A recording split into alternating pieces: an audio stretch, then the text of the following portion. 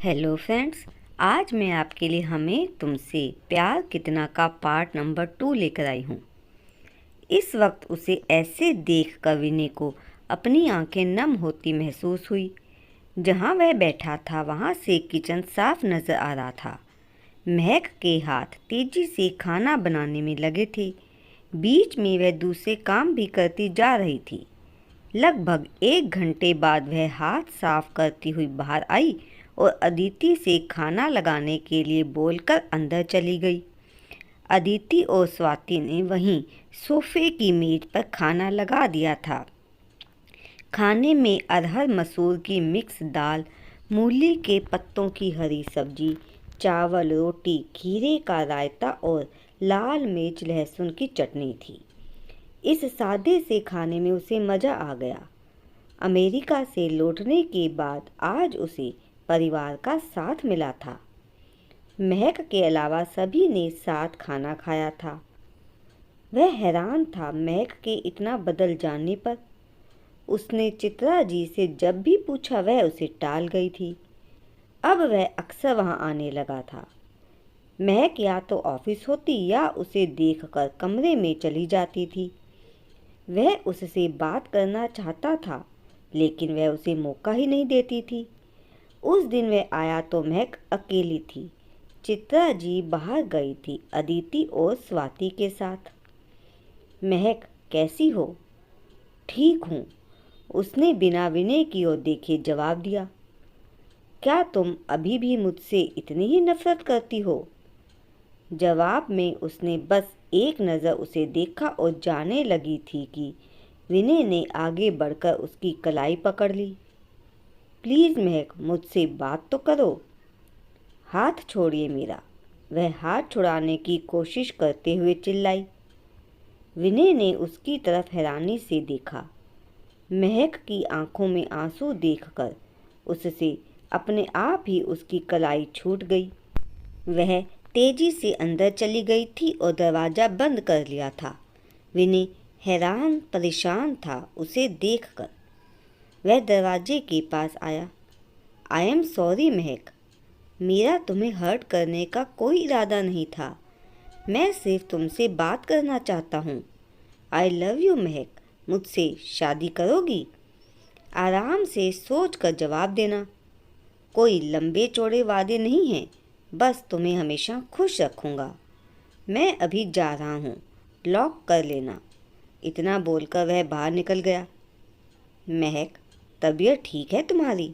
आंखें लाल क्यों हो रही हैं? चित्रा जी ने रात को उसके बालों में हाथ फिराते हुए पूछा। महक ने उन्हें विनय के प्रपोजल के बारे में बता दिया। तो तुमने क्या सोचा है? मम्मी, आप जानती हैं ये मुमकिन नहीं है। क्यों मुमकिन नहीं? एक बार भरोसा करके देखो उस पर। चित्रा जी ने उसके सर पर हाथ फेरते हुए धीरे से कहा। भरोसा किया था ना एक बार राजेश पर। इन सब के दावे खोखले होते हैं। जरा सी ठेस लगी और ढह गए। एक बार सह चुकी हूँ मम्मी, अब नहीं सह पाऊंगी। बोलते हुए उसकी आवाज़ भीग गई थी। सब एक जैसे नहीं होते बेटा। मेरा दिल कहता है कि विनय तुझे बहुत खुश रखेगा। नहीं मम्मी, ये सब बेटा बनने का दिखावा करते हैं। जब बेटों की ज़रूरत होती है तो गायब हो जाते हैं। आप उसे कह दीजिए मुझसे दूर रहे। कड़वा लहजा और भी सख्त हो गया था।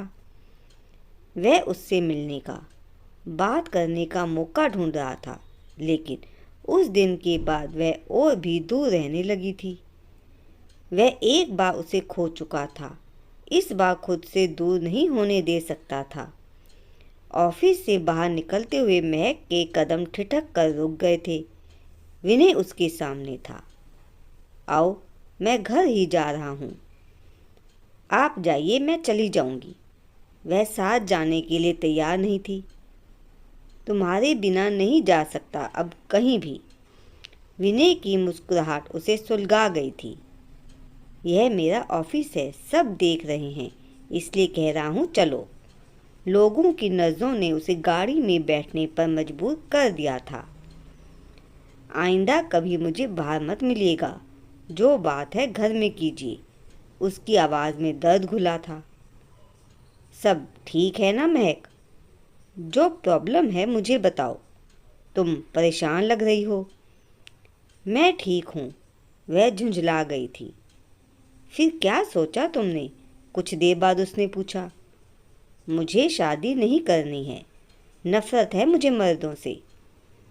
हर इंसान राजेश नहीं होता महक। मैं तुमसे बहुत प्यार करता हूँ, तुम्हें कभी खुद से दूर नहीं होने दूंगा। विनय ने गाड़ी साइड में रोक कर उसकी आंखों में देख कर कहा। कुछ पल यूं ही खामोशी से गुजर गए। आप अपना टाइम वेस्ट ना करें, मेरा जवाब नहीं बदलने वाला।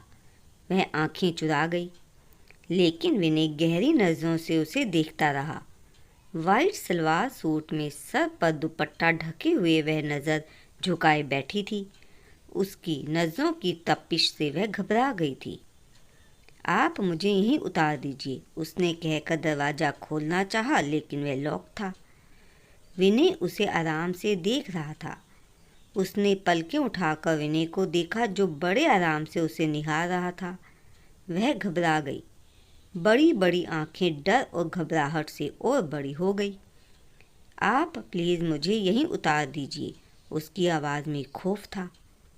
क्या हुआ? क्यों घबरा रही हो? मैं हूँ ना तुम्हारे साथ, तुम्हारे पास। विनय ने उसका हाथ अपने हाथ में ले लिया। उसका ठंडा हाथ पसीने से भीगा हुआ था, जिसे वह छुड़ाने की कोशिश कर रही थी।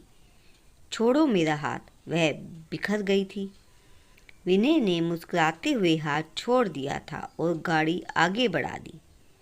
मैं तुम्हें नुकसान पहुंचाने का सोच भी नहीं सकता। तुम मुझे इतना गिरा हुआ समझ रही थी कि मैं तुम्हारा फ़ायदा उठाऊंगा? विनय ने घर के पास गाड़ी रोकते हुए कहा। मुझे भरोसा नहीं, उतर कर कहते हुए तेजी से वह अंदर चली गई। वह कुछ देर वहीं खड़ा उसे देखता रहा, फिर गाड़ी बढ़ा ले गया। तो दोस्तों, आगे की कहानी जानने के लिए अगला भाग जरूर देखिएगा। धन्यवाद।